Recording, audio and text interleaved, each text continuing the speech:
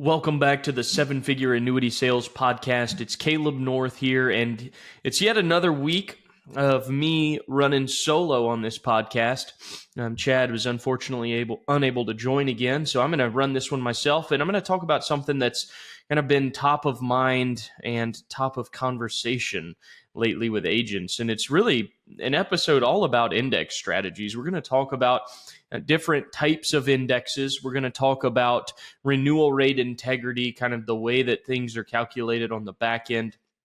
And it should be a pretty jam-packed episode. I'm going to try and cram as much value as I can into this episode.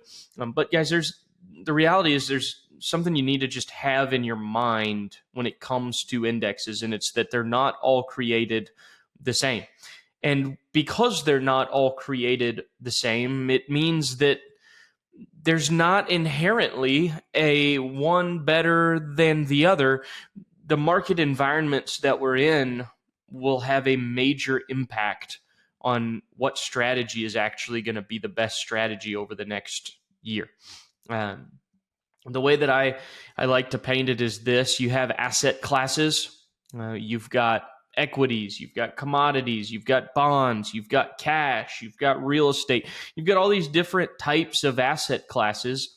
And all an index is a representation of whatever it's exposed to. So if an index is exposed to large cap equities like the S&P 500, it is going to reflect how those large cap equities have been performing. If you've got a multi-asset index like the S&P Mark V, for example, that's going to show you multiple different asset classes. And so what you need to understand is it seems like carriers and index providers are coming out with new index strategies all the time, and it's always something new and flashy. What you need to understand is that it's pretty easy to look back historically and see what would have performed well. For example, I can look back historically, and I can tell you that for the majority of the last 20 years, large cap equities have been in the top 3 performing asset classes.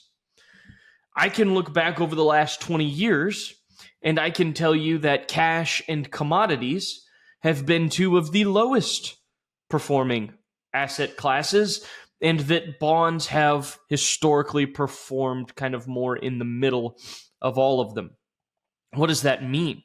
Well, that means that because we can see the history of the movement of different asset classes, we could, in theory, design an index that looks really good based on the rules that we create for it and the history that's occurred. I'm not saying that index providers and insurance companies are designing indexes to have a good-looking backtest. What I'm suggesting is that, in theory, it would be easy to do it if somebody wanted to. And so what that means is that while the backtest data is largely accurate data, it's not necessarily indicative of what we should expect in the future. But what I would also say is that we should look at the historical performers and say, okay, if those asset classes over a long period of time have in any given year performed better than most other asset classes, it would stand to reason that we would want to use an index in our products that is heavily weighted by that asset class.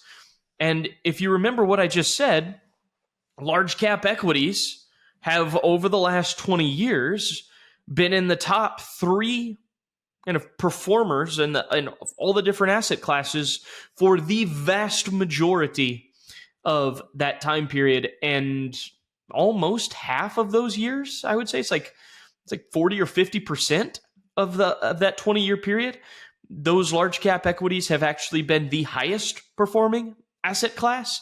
And the years that they weren't, you're sitting at like second or third on the list. Obviously, there are years, you go back to 2008, you remember 2022, we had massive drop in S&P 500, which is a large cap equity index. Those are going to be years where you see them at the bottom of the charts for the different asset classes, and subsequently years in which they would not have had good returns. But you look at a typical, say 70% of the time type of market environment, and you're seeing those large cap equities very, very high on the list relative to other asset classes. So what does this mean for us when it comes to indexed annuities? And what I would say is this: the longer that I'm in it personally, the longer that I deal with indexed annuities, the longer that I see statements of clients, the more convinced I am of leveraging plain Jane indexes, what we would call the brats. Chad likes to use that term, the brats. Basically, this idea that they throw temper tantrums. They're really, really happy one day and they're really mad the next day, and they have a lot of volatility. But you're looking at indexes like S&P 500, which is a large cap equity index. The Russell 2000 is actually a small cap equity index. And when you look at the charts, small caps, mid caps, they haven't been terrible historically, but they haven't been on average as good as the large cap equities from an annual return. So if the pricing breaks down to be very similar, which ultimately means our rates in the product are going to be very similar. In other words, if you could get a 10% cap on the S&P 500 versus a 10% cap on the Russell 2000, in most environments, I'd be more inclined to take a 10% cap on the S&P 500 over the Russell. It doesn't mean every single year the Russell 2000 is going to be beat by the S&P 500.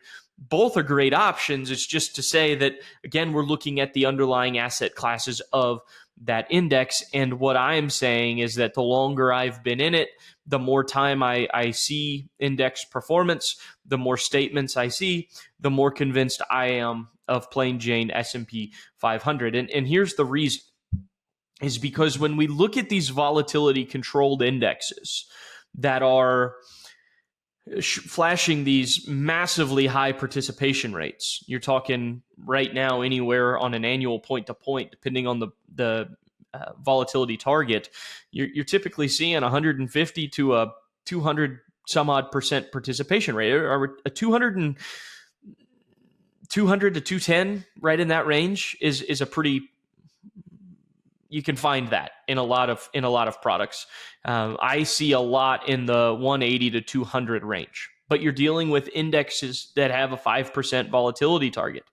Doesn't mean that every volatility controlled index is targeting a 5% volatility metric. It just means that a lot of them are. Well, what does that mean? That means that the index is internally working in a way to target a 5% volatility. So how do they do that? Well, it cannot be done by only having exposure to asset classes that have immense amounts of volatility. So in other words, the S&P 500 that is only exposed to those 500 companies and is a large cap equity index, there is no other mechanism, no other asset class in that index to stifle the volatility. It is not managed to a particular volatility percentage. So the ones that are targeting a specific volatility percentage, they typically have some kind of equities component, but they also have components that might be bonds or cash, some kind of fixed income component that they're able to rebalance the exposure of that index to try and hit a specified amount of volatility. So because the index is internally limited and restricted by design, the options are way, way cheaper on those indexes, which means that the budget that the insurance companies have to buy options goes further. Think of it like this. If I go to a gas station and I've got $20 to spend on fuel and gas is $2 a gallon, based on the budget that I have and the cost of the fuel, I can buy 10 gallons of gas. if I go to the filling station with $20 of gas or $20 to spend, but gas is $4 a gallon, guess what happens? I can only buy 5 gallons of gas. It's the same exact math that takes place in pricing our index rates in our products. The carrier goes with a particular budget. That option has a particular cost. The volatility, the implied volatility of that index will either cause the cost to be higher or lower. So for example, the S&P 500 right now is priced at about a 20% implied volatility, but you could have a volatility controlled index that's priced at a 5% implied volatility. Well, what's going to be cheaper? The 5% implied volatility index is going to have a cheaper option, which means their budget will be able to obtain a higher rate. It's why you can go get a 150 to 200% participation rate on a 5% volatility targeted index, but you go get a 50% participation rate on the S&P 500 and you're doing pretty good. Well, do the math. 50% times 4 is 200. If the S&P is priced at a 20% implied volatility versus a 5% volatility target index, 20 divided by 4 is 5. So what you're seeing in our strategies most of the time is a pretty consistent ratio of rates relative to the implied volatility of the index. In other words, if the S&P 500 were to hit its implied volatility of, say, 20%, again, it's not managed to try and hit that. That's the implied volatility that they use to calculate pricing, and that's an approximation. But let's say, for example, the S&P 500 hits that 20% return, and you have a 50% participation rate. What does that mean? You credit 10% to the annuity. Well, if you have a 5% volatility targeted index, and that's the implied volatility that's used to determine the option cost, and their budget goes the same distance as it would in the S&P 500 relative to the cost, so you get a 200% participation rate. Well, what is 200% of 5? If that index hits its implied volatility of 5% and you get 200% of it, you got 10% return. What does this mean? It means that not any particular index is inherently priced to outperform another. In fact, they're priced and their rates are designed to perform approximately equal in most scenarios. You're going to see very little variance between the two, unless your index that's a volatility controlled index does not actually perform the way that it's capable of performing based on back-tested history.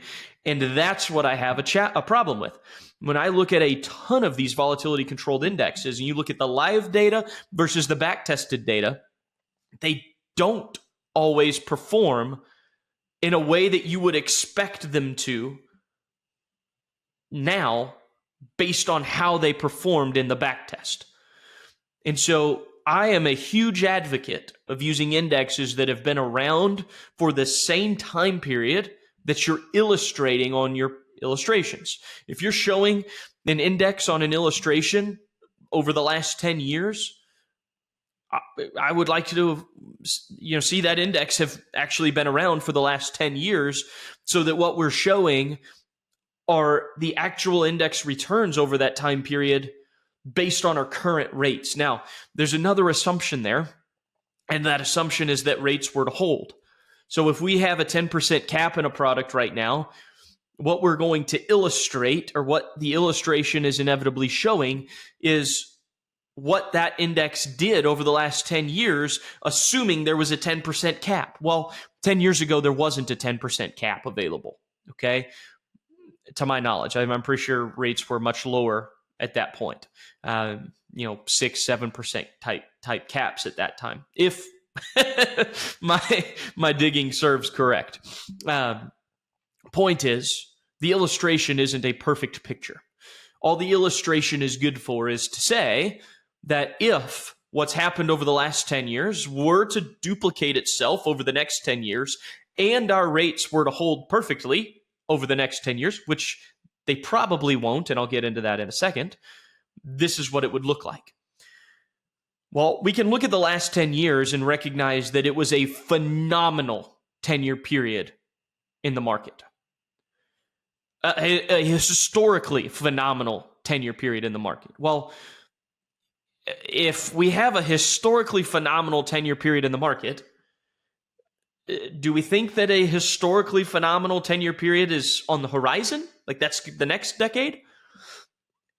Probably not, which means that we probably won't see what happened over the last 10 years happen over the next. We're also in a really, really high rate environment. When was the last time you saw 10% caps, 50% participation rates on the S&P 500, 200% participation rates on our volatility controlled indexes? A very, very long time. So we are backtesting extremely high rates, or we're not backtesting, we're illustrating extremely high current rates over a previous decade that was a phenomenal decade in the market, which makes our illustrations look, I would argue, better than what will likely occur over the next decade in the policies that issue right now. Now, that doesn't mean that we're going to see poor returns. I just personally do not think that our last 10-year period is somehow going to duplicate itself over the next decade. And I also don't think that we're going to hold these rates perfectly. Now, here's the good thing. The good thing is that insurance companies, their budget can be fixed. In other words, like I mentioned, that example of going to the gas station with $20 and the carriers are going to the counterparties with a budget to buy these index call options. If they set their bond portfolio well, they should be able to fix that options budget, which means that whatever they're going to the table with to buy the call options at the start of the policy is what they should be going to the table with to purchase options every year thereafter. Now, not every carrier has a fixed options budget, but a lot do. So then what would cause index rates to decrease in subsequent years if the option cost goes up? See, the thing is, it's just partly why you'll see volatility controlled indexes hold steadier renewal rates than indexes like the S&P 500. It's not that the insurance company is out there like, oh man, we like this rate on this strategy better, so we're going to hold that, but we don't like it here. Guys, it's pure math. They're not bringing a preference into what rate goes to what strategy. But a volatility controlled index has more stabilized option costs because the implied volatility of that index is more stabilized because of the internal mechanisms of the index that limit and stifle the volatility of the index. Well, when you look at something that is unmanaged, like the S&P 500, and there are no other internal mechanisms to try to stifle the volatility of the index, it's able to do whatever it's going to do, which means the implied volatility of that index can change in future years. When that implied volatility changes, the cost of those options will change. So it is much, much, much more difficult to stabilize the option costs of indexes like the S&P 500, the Russell 2000, the NASDAQ, the Dow, than it is volatility controlled indexes.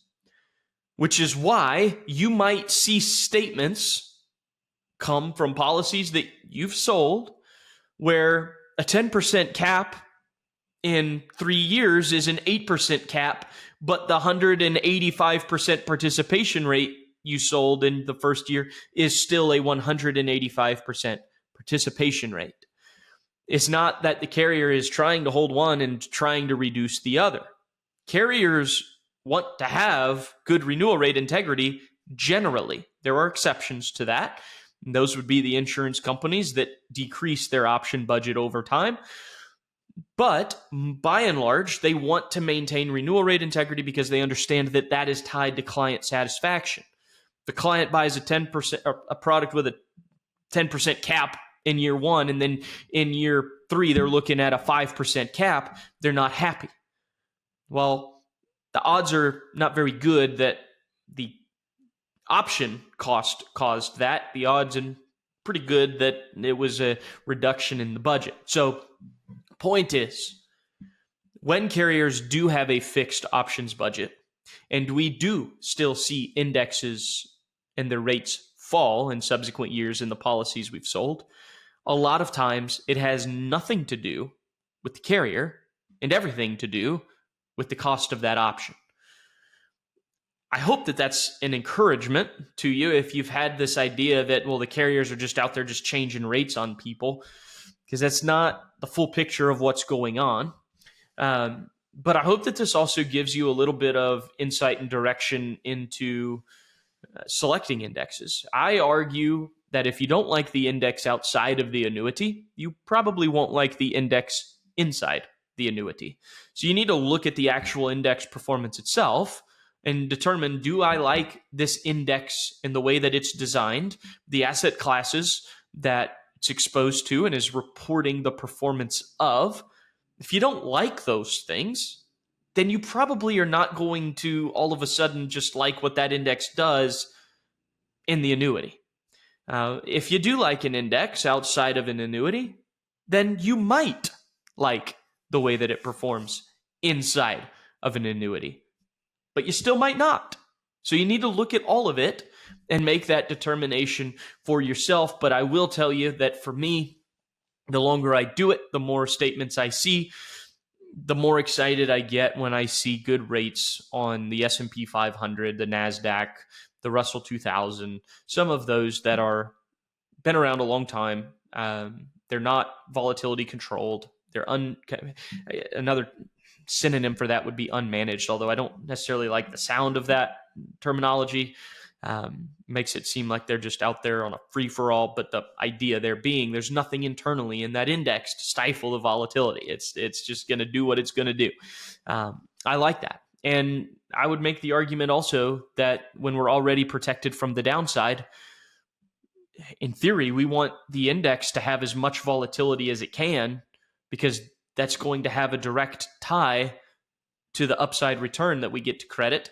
And simultaneously, because of annual reset in our products, if the index has a massive fall, say loses 30% one year, and now we've got annual reset, so we lock in a new floor at a major trough, as that index just simply even plays the recovery game to get back to even, we can credit positive interest on that recovery. So I like a lot of volatility in an index when we're already protected from the downside in these products. So I hope that this helps you think through how you're actually allocating. I'll say this too, just a little personal tidbit. I like a good blend between a par rate on the S&P 500 and a cap on the S&P 500.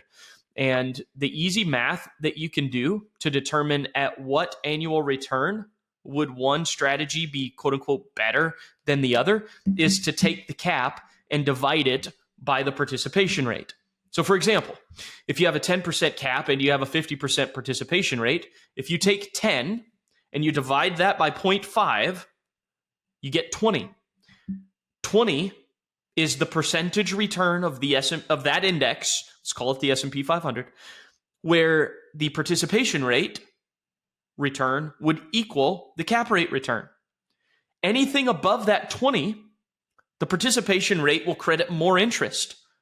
Anything below that 20, the cap rate will credit more interest. So think of it this way. If you have a 10% cap and the index does 15%, you get the 10% cap. But in a par rate, you got the 7.5, 50% of that 15. If the index goes and does 28%, you got a 10% cap, you got the 10. But half of 28 is 14, so you credit more. So you can take that cap rate, divide it by the participation rate, and that will give you the index return percentage where one would start to overtake the other. Well, this is handy if you're looking at a product and you're like, well, for that cap rate, that par rate seems low, or for that par rate, that cap rate seems kind of high.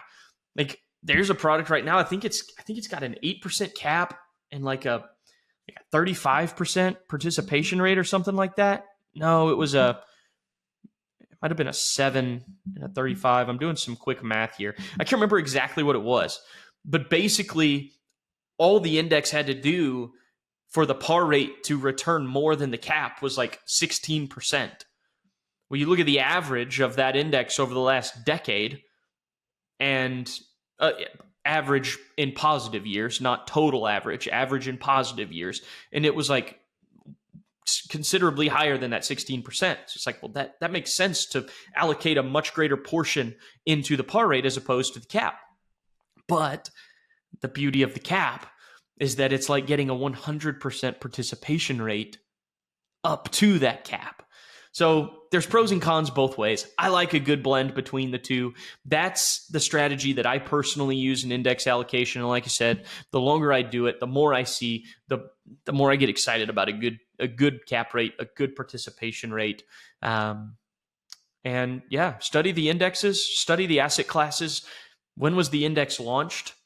How did it actually perform in back-tested years? And then look at the asset class returns map. There are grids out there that will show you what different asset classes did in specific years previously. And you can look at an index and see what is it exposed to, and does that just happen to be a really favorable 10-year period for that index to be created now? Because that might not be a great performer in the next 10 years if that's the case. So study your indexes. Don't just throw darts at the board and hope something hits a bullseye. Know what you're doing with these allocations. But then at the end of the day, remember too, why do we buy annuities? Why do clients buy annuities? It's insurance to protect us against the unknowns. What unknowns? The unknowns, losses in the market, and longevity. So we are creating insurance with these products, even though they are financially based. They're not designed to compete with investments. They're not designed to go out there and compete with equities or real estate or any of that. Our annuities were designed to be a bond alternative with income guarantees, and that's what they do, and that's what they do best. So know what they are, know how they function, and select those index strategies to the best of your ability. Hope this helps you, and as always, happy selling.